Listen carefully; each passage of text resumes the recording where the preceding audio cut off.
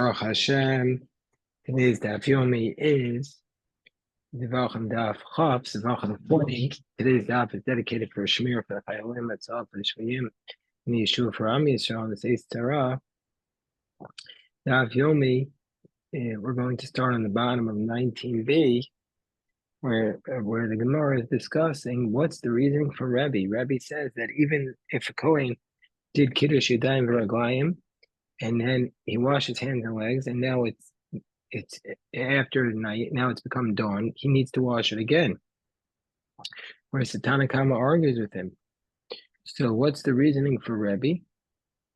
So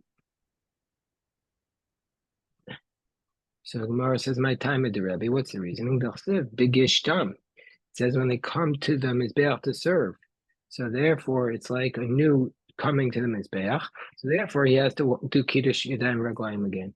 And my time at the Rebbe Lezer by Rebbe Shimon. What's the reason for Rebbe Lezer, son of Rebbe Shimon, who argues with Rebbe and says you don't need to do it if you're in the middle of the service, you don't need to wash it again once it's morning. Because it says when they come, and meaning to say, so since he's already there, he's not considered coming, so he doesn't have to wash it.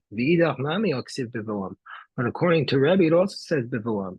Where it says iksiv b'gishtam, yeah, if it would say b'gishtam and not bivalam, havamina al kol gisha and gisha. So therefore, katsav rachmana bivalam. So Rebbe would say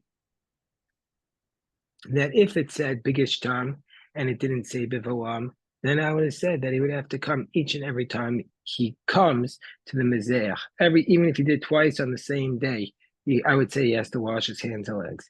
So since it says B'gisham B'Valam, it means Ksiv Rachmana B'Valam to teach us that as long as it's during the day and the coming night, he doesn't have to wash again. But the next day he does. Whereas according to Rebbe Lezer Rebbe Shimon, it also says B'gishtam. So why doesn't he have to wash it new every night? So the Gemara says that Rebbe Shimon would say, "Iksiv b'voam lo iksiv b'gishtam havamina afilu abia reikonis." If it just said b'voam and not b'gishtam, I would have said that even he's not doing anything. If he just comes to the temple and he doesn't even have an offering, he would have to teach us that you have to wash his hands and legs. So we see it's only on an avoda. Abia reikonis iksiv l'shareis. Why would you think it's on a bia reikonis, on an empty coming? It says l'shareis. So we would never have thought that. So Rebbe Lezer Shimon uses Begishtam like Rebbe Acha Bar Yaakov. Number of Acha Bar Yaakov, Hakol Modim B'Kiddush Sheni. Everyone agrees that regarding the second Kiddush, Kishu Lavash Mekadesh, and he's wearing it while he's already wearing he washes his hands while he's already wearing his clothing. This is basically a machokis in Yuma Daf Lamed Aleph, that it's a question of how he does the Kiddush Yadayim Raglayim. Tanakam is on the position that it was before he removed his clothing, and so the Kohen Gadol would wash his hands and feet and then remove the clothing and then go to the mikvah. But Rabbi Meir says it was after he already removed his clothing. So Rabbi Acha Bar Yaakov says that's only by the first Kiddush, but the second Kiddush Yadayim Raglayim that the Kohen Gadol does on Yom Kippur, that is according to everybody, that's after he's dressed. And after he's dressed. The Amakra Ov V'Gishtam, because it says that you should do it right before you come. To exclude somebody who's missing both dressing and approaching, and so therefore, for sure, that's what he uses the word v'kishtamim to say that by the second kiddush after the fact, it's for sure after he's already dressed.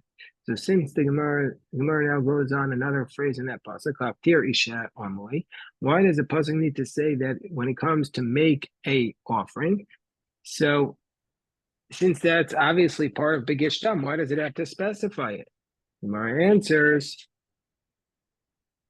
you might have thought avoda de ma'akva kapar. You might have thought it's an avoda, it only applies to an avoda that's essential for the atonement, one of the ones that we say are essential, which we say that disqualifies it. So we said that this is something we saw in 2 days ago, daf and avoda, that's tama, that completes the daf, that completes it, either the nisuch or the zrika. So Gemara says, Gemara explains, avoda the loma paris. Excuse me, we might have thought it only applies to one of the four essential aspects of the avoda, the shchita, the kabbalah, the zrika, and the halacha. So the Gemara says no, it applies to all of them. Well, I might have thought that if it's not essential, you don't need to do kiddush yadayim reglaim. So say no, it's required for everything. Kiasa Rav Dimi Amar Rav Yochanan by Elfa, that Elfa wants to ask Omer in Lina Moelis. According to the position, it says that Lina is not required b'kiddush yadayim reglaim. I mean, say it doesn't have an effect, that you don't need to wash your hands again. Meaning, according to Rebbe Lezer, Rebbe Shimon. So this is the position of Rebbe Lezer. Make kior ma'al sheyifsalu. Do the waters of the kior, the basin's waters that they're left overnight, will they disqualify? Do we say what's the purpose of these waters? Well, kiddush yadayim reglaim. It's just to wash your hands and legs. Well, if that's the case, kiddush yadayim reglaim, goofy will possibly that maybe that you're not disqualified if you left overnight with it. And so therefore the kior's waters are also not left overnight, not disqualified. Or maybe we say, given the kiddush little bit kli sharis mipsli, since it was sanctified in the kli sharis, was left overnight, then it's going to be disqualified. He said,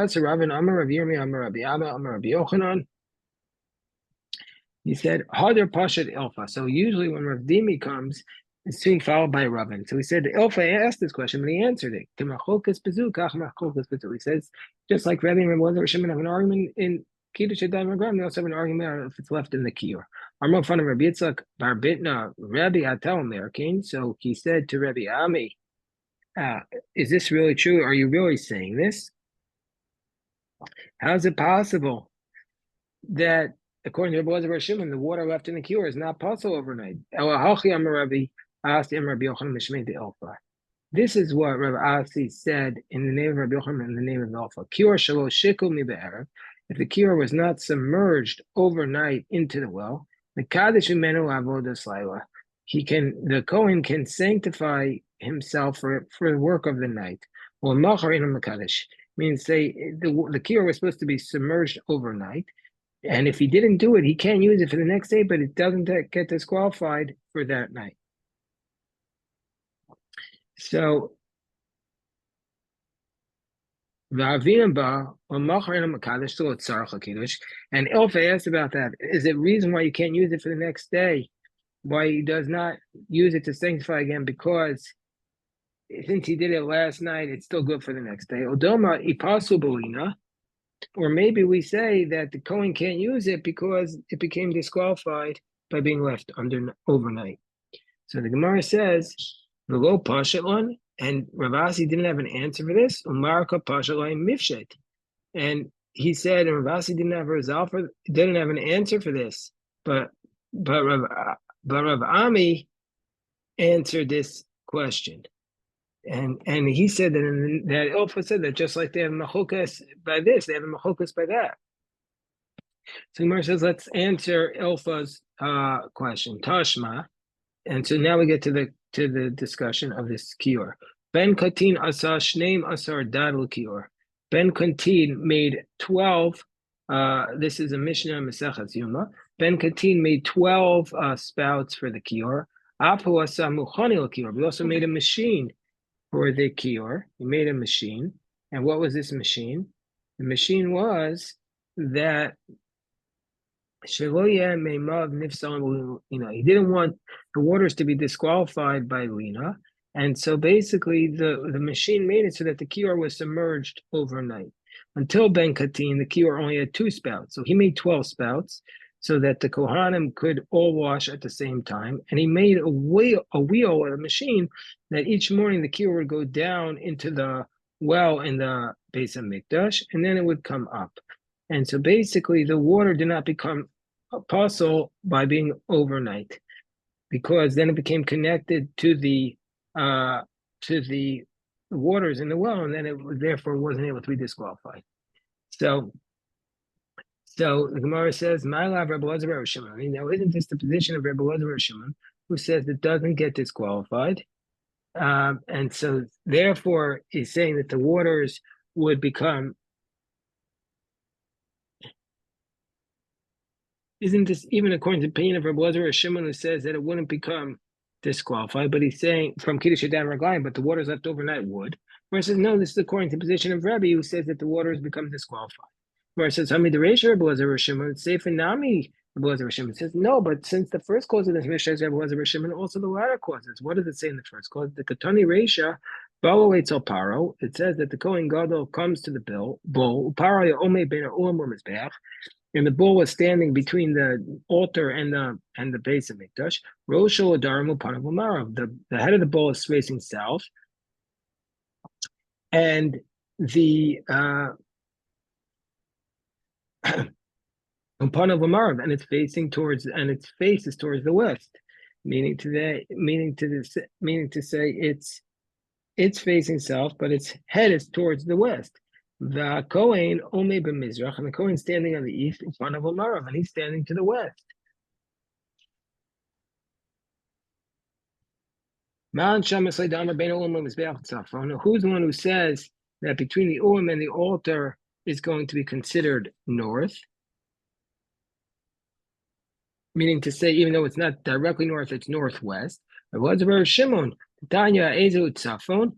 Mikiram is Be'al Tzafoni, Vakoso Azara Tzafoni. That Rebbe Elazar Shimon says that whole area is considered the north. That whole area, even though it's not 100% north, is considered north. Divrei Rabbi Yosef Bar Yehuda, where Rebbe Elazar Shimon says, "I've been an ulam mizbeach." It says even between the ulam and the altar. And Rabbi Mosef af makom drisas raglei kohanim u'makom drisas raglei Yisrael. He says even the place where the kohanim walk and the place where the Israelim walk is also considered to be north. But from the chamber of the knives going inward, everybody's going to say that that's disqualified. So since we see that the first position of the Mishnah is Rebbe Elazar Rebbe Shimon, so this is also Rebbe Elazar Rebbe Shimon. So the Gemara says, "V'tizber Rebbe Elazar Rebbe Shimon evil Rebbe." You really think it's Rebbe Elazar Rebbe Shimon, not Rebbe? Hasher Rebbe had the Rebbe Yosef Bar Yehuda Mosef. Rebbe is saying that the area of north is beyond the area listed by Rebbe Yosef, son of Rebbe Yehuda. The Rebbe Elazar Rebbe Shimon Mosef. He's not. Isn't he also adding on? So the Gemara says, "Anan Hakikam Marin," and this is what it means to say. If you really think that this position is Rebbe's, we should establish it in the place of we should establish it in a place where the Kohanim can walk, in a place where the Israelim can walk. So it must be the position of Rebbe Elazar Rebbe Shimon. That's the case. Look, Mikirim is Be'al Tzafoni. I quote so Azar Tzafoni. If according to Rebbe Elazar Rebbe Shimon, it's more precise. So Elamai Yisrael Meimar must be Mishum Chulsha the Kohen Gadol. So what's the reason why, according to Rebbe Elazar Rebbe Shimon, that you have to put the bowl between the Ulam and the Mizbeach? Because we're worried about the weakness of the Kohen Gadol. If they made a spot for the shechita, they want to make it that will minimize the amount that he has to walk. Here too, the reason why we put the bowl there is because we're concerned about the weakness of the Kohen Gadol. So if a Kohen washes hands before and feet before taking out the ashes, the next day he doesn't need to do it. Because he already sanctified them at the beginning of the avoda. Meaning to say, even though the Trumas Hadashin is done before the day starts, nevertheless, he's considered as he's doing it. Laman, he doesn't have to wash again. Rabbi Hamar Pasolina. Rabbi says disqualified overnight. The Rebbe Elazar Rebbe Shimon Hamar in Tzarcha Kadesh. I feel Mekavad Asar Yom, but Rebbe Elazar Rebbe Shimon says you don't need to be Mekadesh even from now until 10 days. So, meaning to say the idea that he's sanctified that morning is not correct. So Amar Bai will own more Rabbi or Ulina Durabanani. And according to, so it must be that Rabbi is saying the following is Rabbi, and the reason why it's disqualified is because it's rabbinic. Molded the mikros again about Safra Pasolina. But he says, even but Rabbi admits it that from the time the rooster crows until morning is not considered overnight because it's just repeating. Rabbi Amar Olam Rabbi Lazar Shimoni, V'ra Rabbi Yochanan Dvar B'tchilas Avoda V'lo B'sof Avoda. So we follow the position of Rabbi Lazar Rabbi Shimon, who says it's not disqualified. Rabbi Yochanan agrees with him if it's at the start of the service, but not at the end. Gemara says, Meisvei, we challenge this idea because we say, Ra'u Achav HaKohanim Sheyarad. So when the Kohanim saw that the Kohen who did the Trumas Hadeshin comes down, they came running. Mira V'Kitchi Dein Raglayim and Akir, and they washed their hands and feet. Bishlamo Abaye makes sense according to Abaye. The Mukimwa Rebbe makes sense according to Abaye, who says that Rabbi Yochanan is wrong with Rebbe. More the Rebbe didn't cross again right for Pasolina. That this is the position of Rebbe, who says that you haven't disqualified. Our Rabbi the Mukimwa Rebbe was a Shimon. Rabbi rules like Rebbe was a Shimon. Rabbi Mikrisa Gever Tzafra Pasolina. Hamani, who is this like? Rebbe. Pasolina, Rebbe was a Shimon. Amar Filu Mikam Vadasar Yamam Ein Tzarcha Kadesh. So who's it like? So the Gemara says. What are we talking about? We're talking about Rabbi Lazar Shimon, and here what we're talking about, we're dealing with new Kohanim, meaning Kohanim who didn't do it, so it wasn't the same ones. Let's say you left the base of Mikdash, left the courtyard. Does he have to go wash his hands again? If you want to say leaving it overnight doesn't disqualify the whole parish because he didn't go out. The parish, but going out where he left, maybe he lost concentration. Or maybe since he can return, not considered a hesach hadas.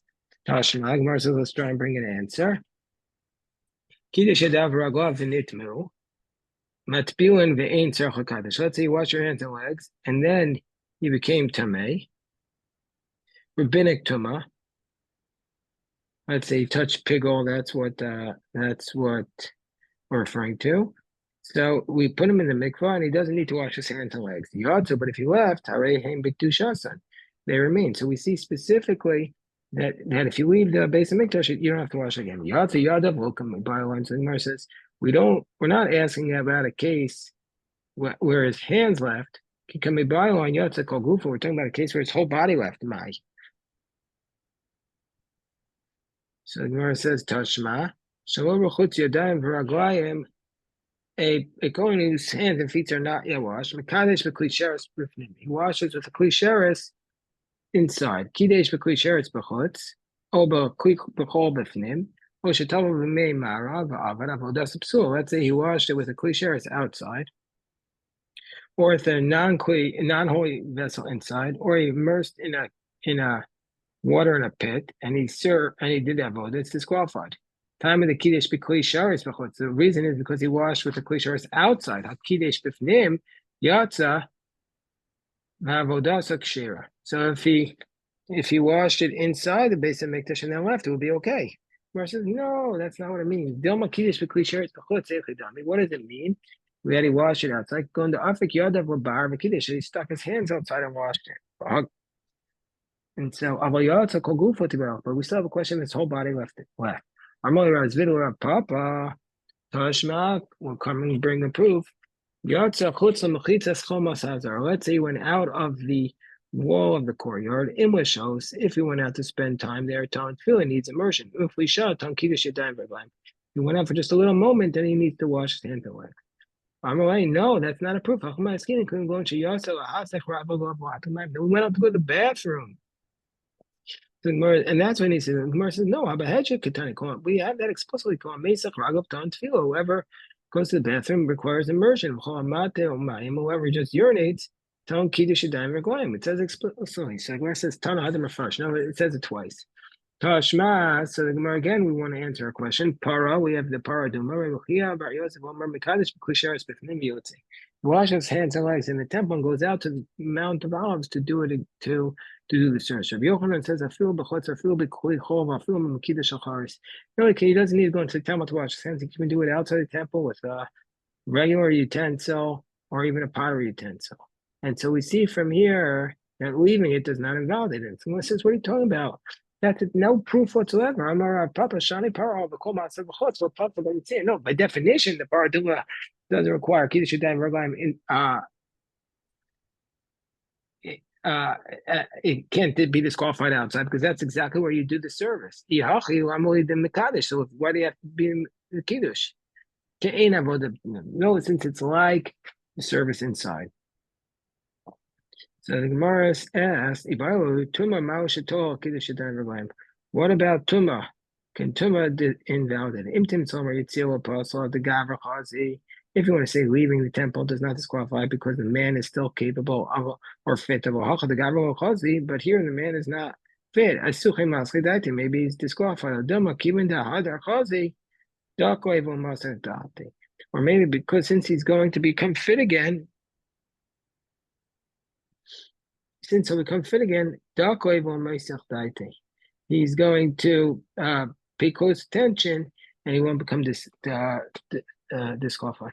I'll bring up that last question. That'll be for the daf for Sunday. But Baruch Hashem, this is today's daf. Everybody have a good daf. So then that's it, right?